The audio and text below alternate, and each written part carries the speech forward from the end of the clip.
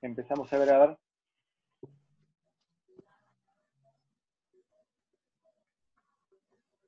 Bueno, empezamos entonces. Primero, gracias a todos por participar, para unirse a la charla y para brindar el apoyo a los demás, y gracias al jurado por presenciarla también.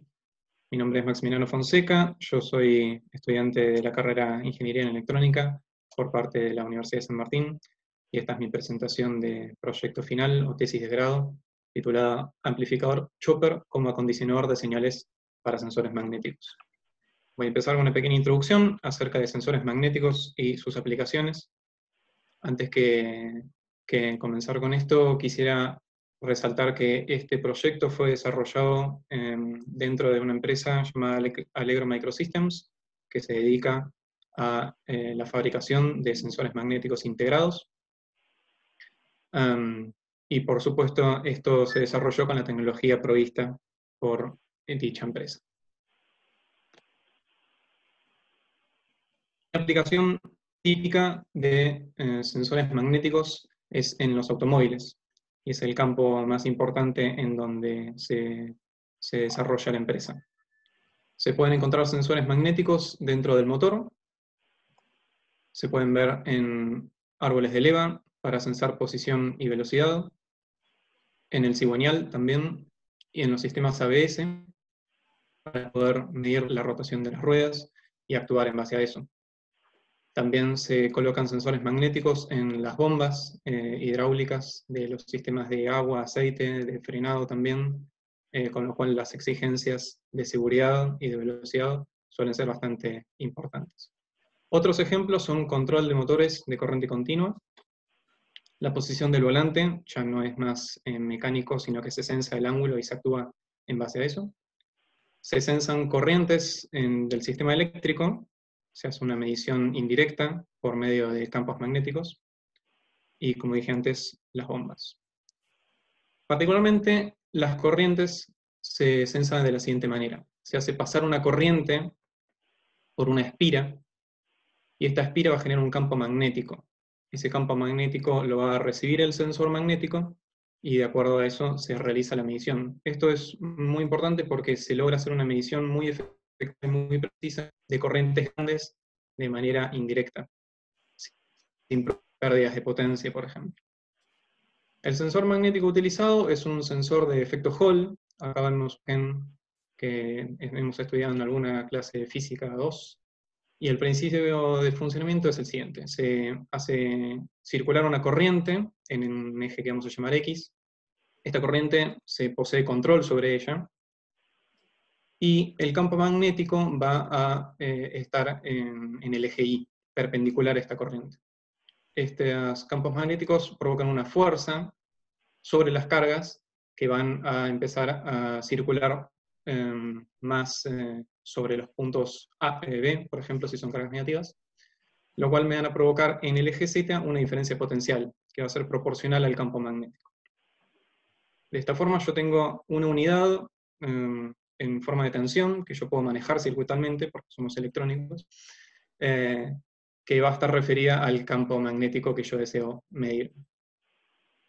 Su modelado circuital es como un puente de Wheatstone, que son 4 resistencias, de las cuales 1 o 2 se las puede modelar como que son dependientes de un campo magnético en este eje Y.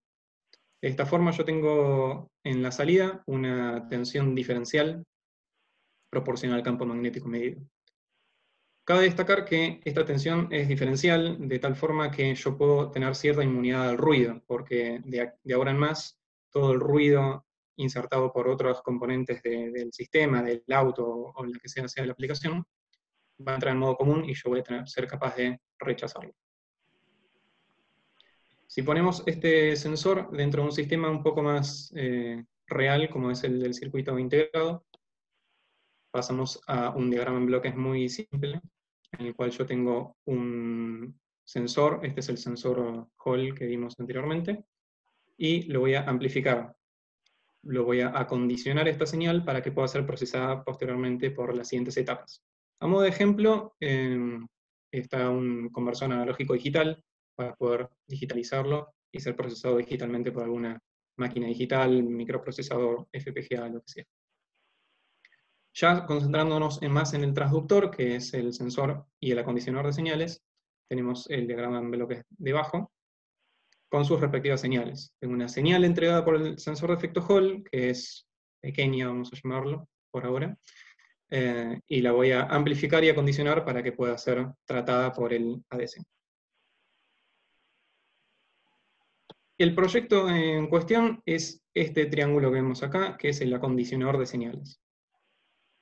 Este acondicionador de señales, lejos de ser ideal, tiene sus errores o ruidos que vamos a ir tratando a continuación. El primero es el offset, que se modela como una fuente de corriente continua a la entrada del amplificador. Lo que provoca es que si yo tengo una entrada nula, de tensión nula, a la salida no voy a tener una salida nula como yo esperaría. Para obtener una señal nula a la salida, yo tengo que poner una tensión menos VOS a la entrada. Esto provoca un offset particularmente. El offset de los amplificadores típicamente son de 10 mV y siempre se refieren a la entrada para independizarse de la ganancia del amplificador. Otro problema es el ruido, y hay principalmente dos tipos de ruido. El ruido flicker, que es un ruido de baja frecuencia y es característico de los dispositivos MOS, metal óxido semiconductor, y el ruido térmico, que es un ruido blanco que no tiene distinción en el espectro de las frecuencias. Si yo coloco este amplificador ya modelado más real en nuestro sistema previo, voy a tener las mismas señales que antes, pero a la salida, en vez de tener mi señal original amplificada, voy a tenerlo con un offset y también superpuesto un ruido flicker de baja frecuencia. Además voy a tener ruido térmico. Si yo lo veo esto frecuencialmente, a la entrada tengo banda base, mi señal de Hall, y a mi salida voy a tener mi señal de Hall amplificada, más el offset y el flicker superpuestos. Y este es el problema que se tiene y que se trata de solucionar: la superposición frecuencial entre las fuentes de ruido y las señales de Hall. Esto puede no ser un problema dependiendo de las amplitudes que estemos manejando, pero realmente lo es porque las señales de Hall generalmente son de 1 mV, mientras que el offset son de 10 mV, lo cual provoca una relación señal a ruido que no puede ser tolerada. Es aquí donde entran la característica de los amplificadores chopper. Un chopper no es más que un modulador. Acá vemos un chopper que está modelado, representado por este símbolo, a la entrada, y un chopper a la salida. Lo que va a hacer este chopper es toda señal que entre la va a modular de acuerdo a una frecuencia que vamos a llamar frecuencia de chopper. Si vamos de vuelta a las señales en el espectro frecuencial, vemos nuestra señal de Hall en banda base, y al pasar por este modulador de entrada, voy a correr mi señal de Hall hacia la frecuencia de chopper. En cambio, el flicker, como es propio y característico del amplificador, del acondicionador de señales, va a permanecer en banda base. Lo que va a suceder a la salida es que una vez que yo amplifique estas dos señales, voy a demodular mi frecuencia de Hall, con lo cual la voy a recibir en banda base, donde yo la deseo tener. En cambio, el offset y el flicker van a ser modulados a la frecuencia de chopper. Y esta es la principal característica de estos sistemas, que logran separar mi señal que yo quiero, o que yo deseo medir, de las fuentes de ruido como es el offset y el flicker. Seguimos la salida, particularmente para entender cómo es que este offset y flicker se representan a la salida de mi sistema. Lo vemos en función del tiempo como una señal continua, o una sigma delta en frecuencias, o como un delta en banda base en el espectro frecuencial. Una vez que se amplifica y se demodula, aparece como un ripple a la salida. Es importante destacar que este modulador no funciona con una frecuencia modulante senoidal pura, sino que es una señal cuadrada, con lo cual cuando yo module este delta hacia la salida, no voy a tener una sola delta, sino que voy a tener varios, cada una dispuestas en la frecuencia fundamental de la frecuencia modulante y de sus armónicos impares, que es la naturaleza de una señal cuadrada. Por lo tanto, temporalmente se va a ver como un ripple que va a tener unas características de una señal cuadrada a la salida. Y este es el ruido que yo voy a querer eliminar. Para poder eliminarlo se puede utilizar lo que se llama un filtro sync, que justamente tiene notches de frecuencia en la frecuencia fundamental y en los armónicos impares, de tal manera que a la salida yo no tengo ripple y tengo mi señal deseada. Este sistema, así como está, se puede utilizar perfectamente, pero tiene, de acuerdo a las aplicaciones, tiene el problema de ofrecer delays en mi señal que muchas veces no son tolerables. Entonces se desea un sistema tal que elimine el ripple de manera efectiva sin provocar delays o retrasos en las señales. Aquí nace la idea de un lazo de reducción de ripple o ripple reduction loop, en el cual funciona de la siguiente manera. Acá vemos un diagrama en bloque general, que es el mismo sistema que antes, pero sin filtros en el signal path. El signal path es el recorrido que hace la señal desde el sensor Hall hasta la salida. Y la idea principal es la siguiente, es medir el ripple a la salida, en un principio, recuperarla a banda base, es decir, tener una medición del offset en banda base original, hacer una integración de este error y generar una tensión a la salida del lazo, tal que cancele el offset a la entrada. Entonces mi sistema quedaría de la siguiente forma, con un chopper de lazo que va a recuperar la demanda base y un integrador para integrar este error y generar una tensión en la salida que me permita cancelar el offset a la entrada. Un paso más es la adición del filtro sync en el lazo. Esto es para poder filtrar la señal de Hall que no debo integrarla, porque lo único que quiero integrar yo es el offset y es el flicker, no así la señal de Hall. Lo que se desea es que la señal de Hall recorra el signal path hasta la salida y que el offset recorra el lazo y que se cancele. De esta forma, cuando yo tenga una señal en banda base de Hall a la salida y le pase por el chopper de lazo, el filtro sync va a caer justamente en las frecuencias de modulantes y en los armónicos impares para poder eliminar la señal e integrar solamente el offset. Este es el diagrama en bloque final, que es exactamente igual al anterior, solamente que en el filtro sync lo represento como un diagrama en bloques un poco más acertado, que son dos sample and holds, uno para cada par del par diferencial, sincronizados a dos tiempos. Y cada sample and hold se representa como dos transmission gate, una de entrada y una de salida, con un capacitor que almacena la medición. Las especificaciones son ganancia de 40 dB o 100 veces, ancho de banda 500 kHz, que es lo suficientemente alto como para provocar los delays que se manejan, mínimos. La frecuencia de chopper de 1 MHz, tensión de alimentación 5 volt, amplitud de señal de entrada, como dije antes, que ronda el milivolt.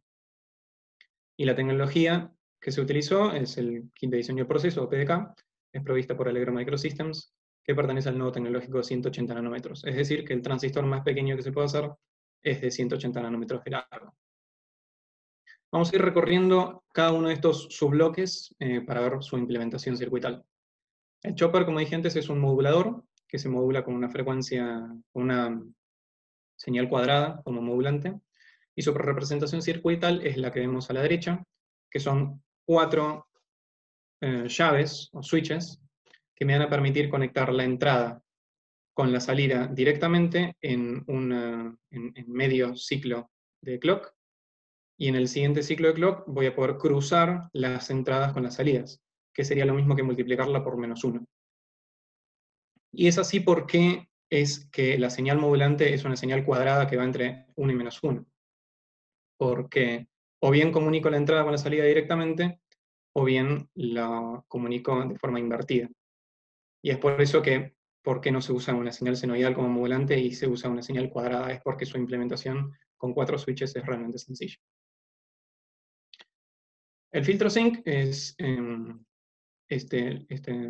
línea punteada negra que vemos acá, son los dos sample and hold, y para poder estudiar y ver su implementación y cómo es que filtra la señal de hold y no filtra el offset y el flicker, vamos a tomar esta parte del circuito y vamos a hacer dos ensayos, uno con la señal de hold y una con el offset y el flicker para ver cómo se filtran. El offset y el flicker. Acá en la salida de mi sistema, que es VADC, es una señal cuadrada, y cuando por el chopper de lazo, de tener una señal continua en banda base, porque se recupera banda base. Esta señal continua, si yo la hago pasar por un sample and hold, que es un muestreador, es intuitivo pensar que a la salida voy a tener lo mismo que a la entrada, porque es una señal continua que no cambia. Por lo tanto, no importa cómo ni cuándo la muestre, mi salida siempre va a ser igual a la entrada. Acá queda en evidencia cómo es que el offset y el flicker no es filtrado por el filtro sync. Vemos la señal de Hall, que a la salida puede ser una señal o puede ser una continua en baja frecuencia, de banda base. Y al pasarla por el chopper de lazo va a tener esta forma, porque va a estar modulada por una señal cuadrada. Vamos a ver cómo es que se filtra esta señal que tenemos acá. Bien, si yo muestreo estas señales en los dos canales, que son el azul y el rojo expresados en esta forma, de forma sincronizada, a la salida tengo una señal muestreada, pero no la tengo filtrada. Por lo tanto, así como está el sistema, no me sirve porque no logro filtrar lo que deseo.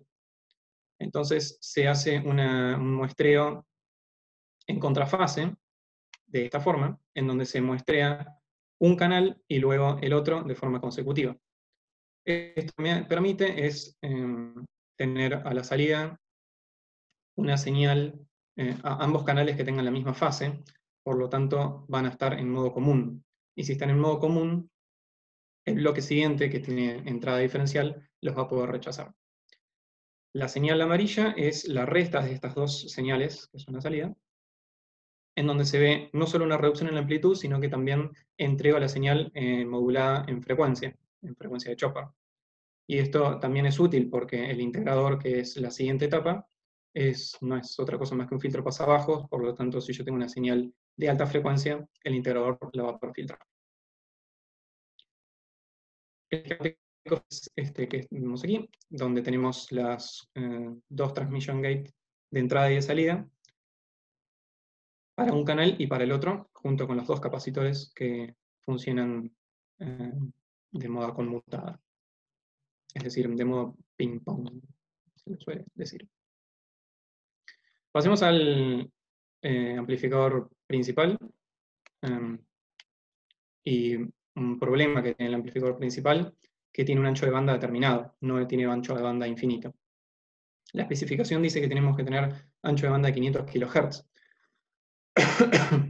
Y eso es un problema, ya que si yo tengo una señal de Hall a la entrada de forma continua, en banda base, y yo la modulo por el chopper de entrada, mi amplificador tiene que amplificar una señal cuadrada, pero si tiene un ancho de banda de 500 kHz, a la salida no voy a tener una continua, sino que voy a tener picos de tensión producto de que no puedo retrotraer la señal a banda base de forma efectiva. Por lo tanto, se desea dividir a este op-amp principal en dos, en una primera etapa que amplifique y que sea rápida y que tenga un ancho de banda mucho más alto que la frecuencia de chopper, tal que no aparezcan estos picos, y una segunda etapa que es la etapa de compensación, que es la que me impone este ancho de banda de 500 kHz. Entonces el diagrama en bloques queda de esta forma, en donde, repito, tengo una primera etapa rápida de amplificación y una segunda etapa de compensación, que es la etapa lenta.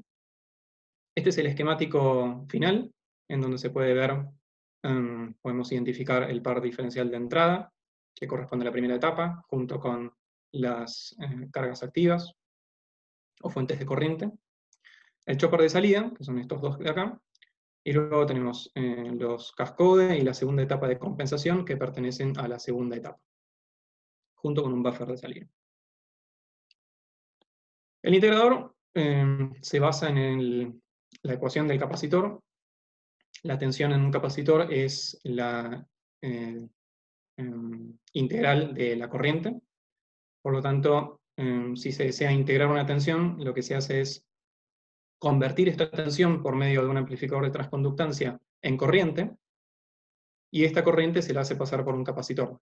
Y la salida, la tensión en este capacitor, va a ser la integral de la tensión a la entrada multiplicado por una constante de tiempo, que va a ser Gn sobre S.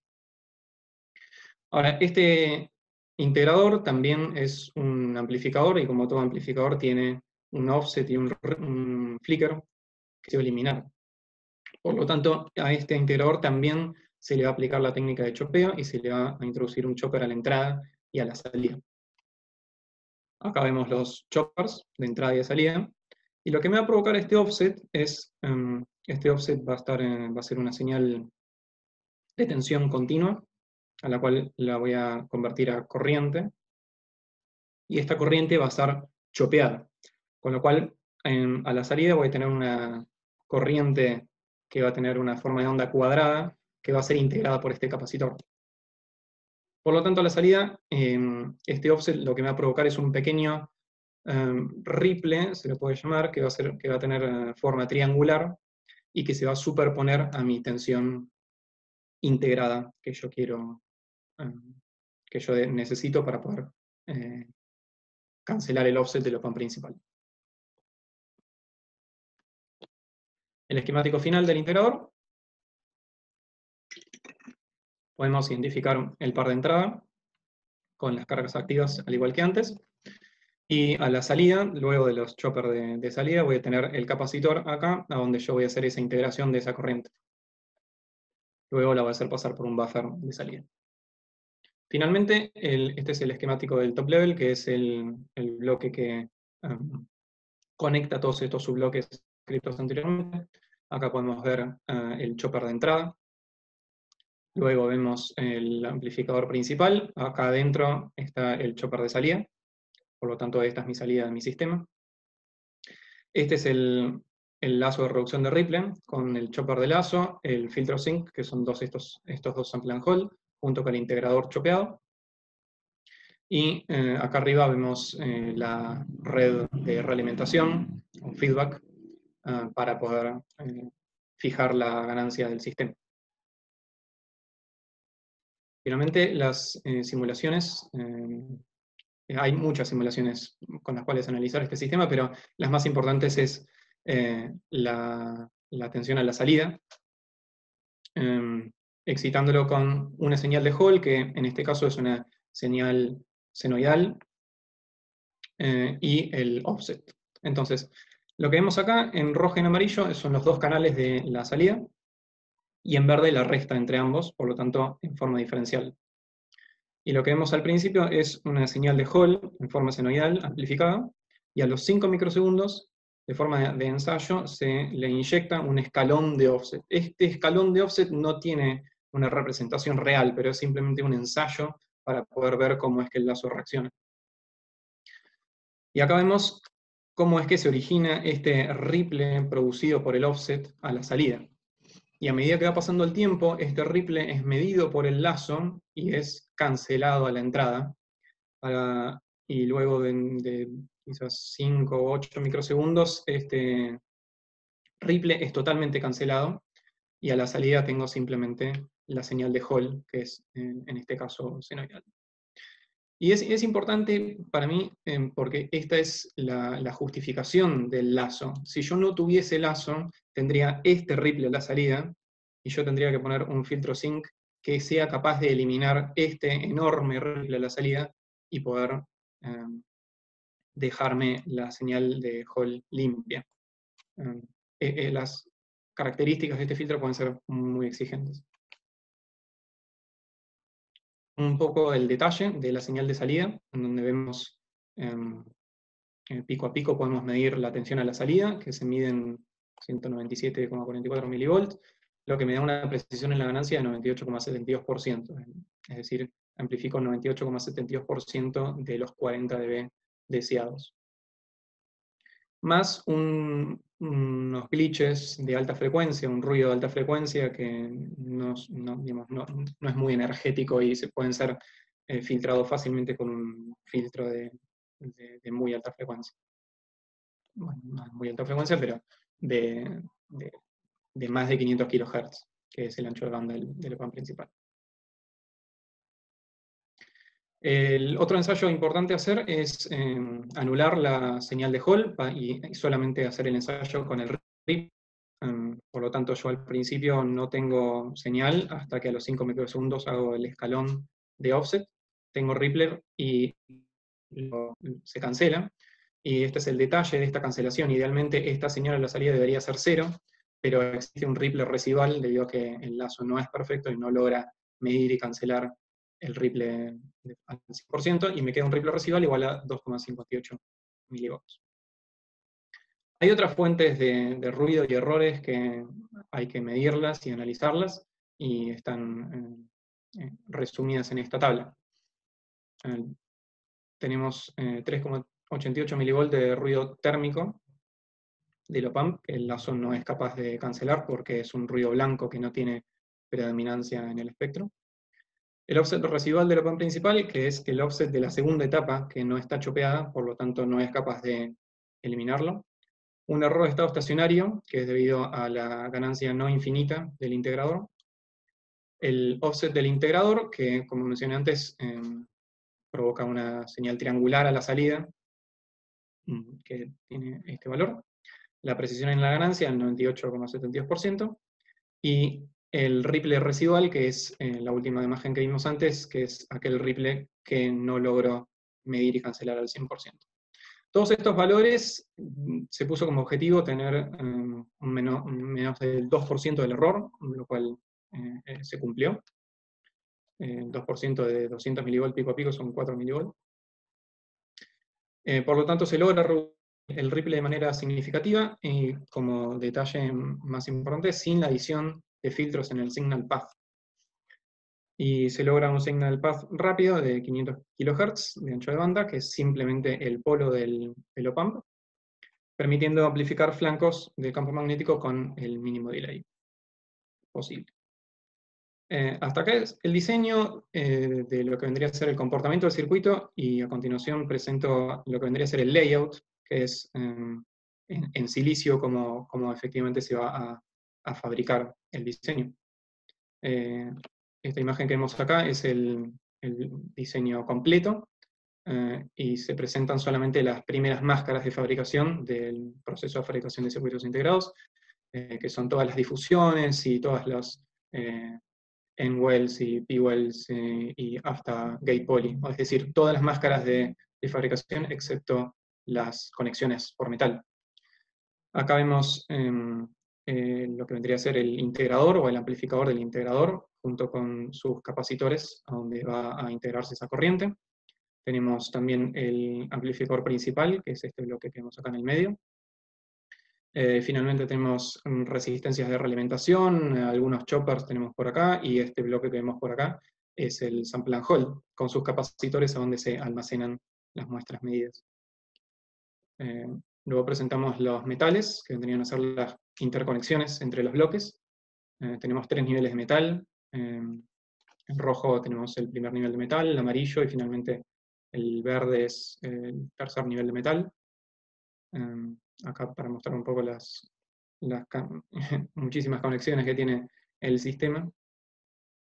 Y finalmente todas las máscaras y las reglas para poder medir el área total utilizada. El área total es de 0,1, casi 0,1 milímetros cuadrados, que por lo menos a mí este número no me significa mucho, a menos que yo lo pueda representar o lo pueda comparar con algo un poco más tangible, así que se hace la clásica comparación con la moneda de un peso, que todo el mundo sabe su tamaño. Este cuadradito que vemos acá es el diseño propuesto, en comparación con la moneda de un peso de 20 milímetros de diámetro. Finalmente, antes de pasar a la ronda de preguntas, me gustaría leer la última página de mi proyecto, de mi tesis, en donde yo agradezco a cierto grupo de personas que me ayudaron particularmente a desarrollar este trabajo. Así que, si me permiten, voy a leer textualmente. En primer lugar, agradezco al director de la presente tesis, Gabriel Gavián, que además de ser mi tutor, tuve la suerte de tenerlo como docente en 2 excelentes asignaturas, y es allí donde demostró no solo sus conocimientos y su capacidad de transmitirlos, sino también su amor a la docencia y su constante predisposición a la enseñanza. Así que, Gabriel, muchas gracias. A otros dos grandes docentes que marcaron un antes y un después en la carrera, que son el ingeniero Jorge Sinterman, por teoría de los circuitos, y el ingeniero Héctor Polenta, por dispositivos electrónicos y teoría del control. A Hernán Romero, quien me presentó el proyecto y puso a su disposición su tiempo para revisar el proyecto y acallar mis dudas. A Mauricio Contaldo y a Allegro Microsystems Argentina, que me prestaron el espacio y las herramientas para desarrollar el diseño. Por supuesto, a la Universidad Nacional de San Martín, mi segunda casa por mucho tiempo. A mis compañeros y amigos de la carrera, que me apoyaron y me seguirán apoyando en estos años. A mis abuelos, especialmente al Lolo, quien me mostró e incentivó desde muy chico la magia de la electricidad. Y como más importante, a mis viejos, que me apoyan incondicionalmente hace 26 años y contando, a quienes les debo absolutamente todo. Finalmente, gracias al Estado Nacional. Tener educación universitaria pública y de calidad es un privilegio al que todo ciudadano argentino puede acceder sin condición. Ese es el regalo más grande que una nación puede dar, y eso es vivir en el primer mundo. Muchísimas gracias.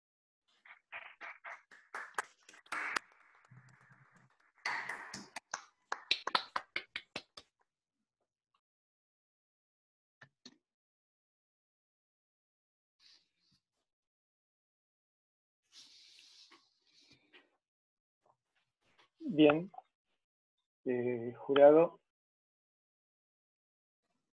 ¿Podríamos ver la diapositiva 7?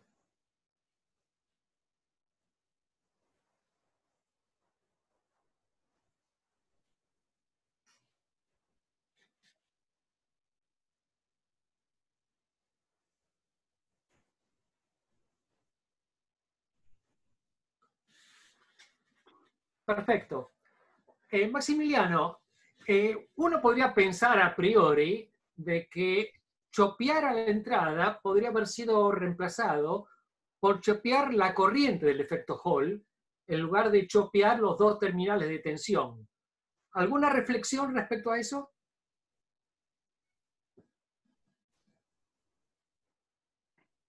Eso significaría poner un amplificador de transconductancia para poder convertir la tensión del Hall en corriente, ¿cierto? Pregunto cuáles serían las razones por las cuales eligieron chopear la salida en lugar de chopear la corriente. Bien. Si se refiere a las corrientes de Hall, eso no es posible por la construcción física de la Hall. La corriente de Bayes es una corriente que se impone de polarización, y en los extremos se toma una tensión diferencial.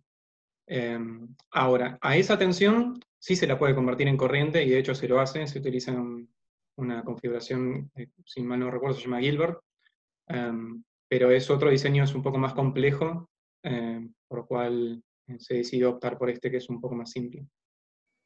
¿Y podríamos pasar a la diapositiva 25?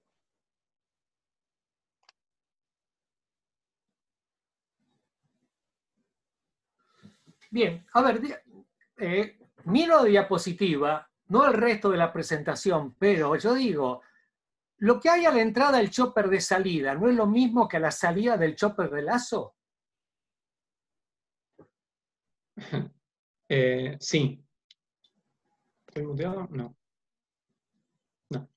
Sí, efectivamente. Pasa que este diagrama en bloques, así como está, es quizás un poco confuso, pero no hay que recordar que el OPAM principal está dividido en dos, y yo tengo una segunda etapa luego del chopper de salida. Por lo tanto, no puedo, digamos, anular estos dos choppers.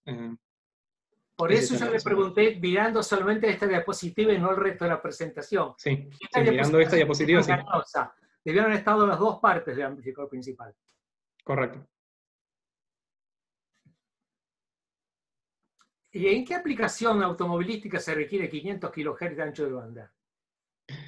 No es que la señal tenga 500 kHz, es simplemente el polo que me permite tener estos delays tan cortos que se necesitan.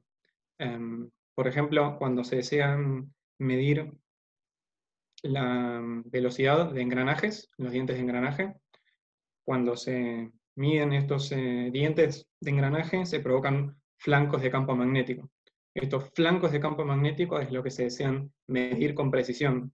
No es que la señal tenga 500 kHz, sino es que el delay que me puede llegar a provocar un polo de 500 kHz es como ese el límite. Es el delay mínimo para el flanco de tensión necesitado. Y con la frecuencia de muestreo de 1 MHz, perdón, sí, la frecuencia de Chopper era 1 MHz, justo Sí. sobre el bordecito de los 500. Sí, en realidad, por un tema de aliasing, es digamos, súper al límite 500 kHz, debería ser un poco menos. Pero era un número para poner el objetivo simplemente y para poder ver si la tecnología nos lo permite, etc. El límite de 1 MHz, uno podría decir, bueno, chopemos a mayor todavía, pero por una cuestión de anular el offset del mismo sensor Hall, se chopea el sensor Hall mismo, y chopearlo a más de 1 MHz se dificulta por las propiedades físicas de construcción del sensor Hall. Bien.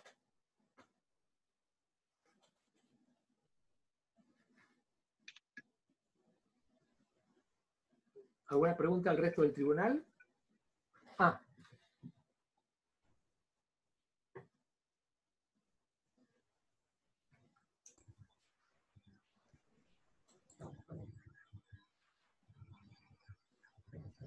Maximiliano, quería hacerte una pregunta. ¿Compararon este integrado con otros integrados que están hoy en la industria? No, esa es la respuesta corta. Generalmente se pueden encontrar en los papers estos tipos de trabajos, pero generalmente estos trabajos suelen ser de muy baja frecuencia. Los amplificadores choppers generalmente se pueden encontrar en aplicaciones de baja frecuencia. Este enfoque trata de maximizar la frecuencia lo más posible. No digo que no exista, de hecho se utilizan, pero no puedo hacer una comparación directa como la que usted plantea, debido a que no es que haya un integrado que sea lazo de reducción de Ripley, sino que este sistema pertenece a un conjunto de sistemas que es el integrado en sí. Por lo tanto, no es que puedo ir a la casa electrónica y pedir denme un Ripple Reaction Loop, porque no existe como circuito integrado, sino como sistema. Perfecto, perfecto. Te agradezco la aclaración. ¿A usted?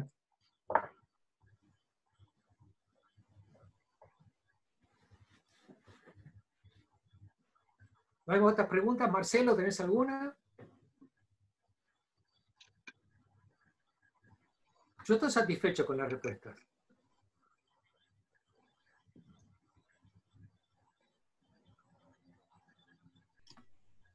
Bien.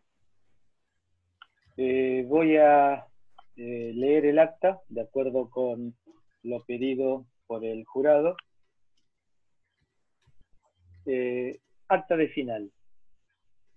Siendo las 16 horas del 2 de junio de 2020, se reúne a través de una teleconferencia el tribunal examinador, formado por los ingenieros Marcelo Romeo, Guillermo Lamure y Jorge Sinderman, con el fin de evaluar la presentación y defensa del proyecto final integrador del señor Maximiliano Fonseca, cuyo título es Amplificador Chopper como acondicionador de señales para sensores magnéticos. Dicho proyecto corresponde a la última asignatura requerida para la obtención del título de ingeniero electrónico de la Universidad Nacional de San Martín. Asisten a esta teleconferencia invitados especiales, entre ellos el decano Federico Golmar y la secretaria académica Elida Hermida, y el director del trabajo que se presenta, ingeniero Gabriel Gavián. El señor Fonseca hace la presentación de su trabajo, tras lo cual lo defiende respondiendo a las preguntas y cuestiones que presenta el tribunal examinador. Este último, tras reunirse en forma virtual y privada para deliberar, concluye por unanimidad. Dar por aprobado el proyecto final integrador con una calificación de 10. Encargar al ingeniero Marcelo Romeo que firme las actas volante y definitivas en las que se asiente formalmente esta decisión. Felicitar al señor Fonseca por haber logrado el título de ingeniero electrónico. Destacar la calidad del trabajo presentado. Sin más, se da lectura de esta acta y se da por terminada esta actividad, siendo las 17 horas. Muchas felicitaciones, Maximiliano, y nuestro aplauso. Muchísimas gracias a todos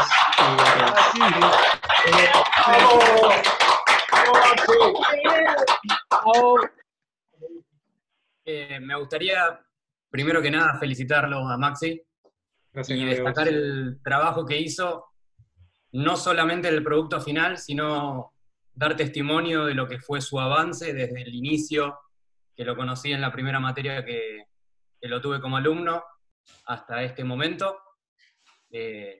Felicitaciones, hiciste un gran laburo. No hubiese sido posible sin tus materias y tu tutoría y tus ganas de escucharme y bancarme. Muchas gracias, Javier. Gracias a vos por confiar. Muy bien. Muchas felicitaciones. A disfrutar ahora. Comienza una nueva etapa de la vida. Felicitaciones. Y bueno, dejamos aquí entonces. ¿Querés decir alguna palabra, Federico? En realidad, mientras ustedes estaban deliberando, ya me explayé. Felicitaciones ahora que sabemos que sos el nuevo ingeniero del ESIC. Muy bien. Bueno, felicitaciones, ingeniero. Felicitaciones, Muchísimas gracias. Felicitaciones, ingeniero Fonseca. Hasta luego. Gracias, Diego. Muchas felicitaciones y muchas gracias a todos por participar. Hemos tenido un récord de 46 participantes en la reunión y la verdad que se lo bancó muy bien todo el sistema. Así que, felicitaciones. Agradecer Gracias. que fue virtual, porque si no, 42 esperándote a la salida. Bueno, ahora hay que ver cómo es que se tiran huevos virtuales por acá, ¿no? Sí, estábamos debatiendo de mandar por Mercado Libre una docena o algo así. Bueno, muchas gracias a todos por participar y muy buenas tardes.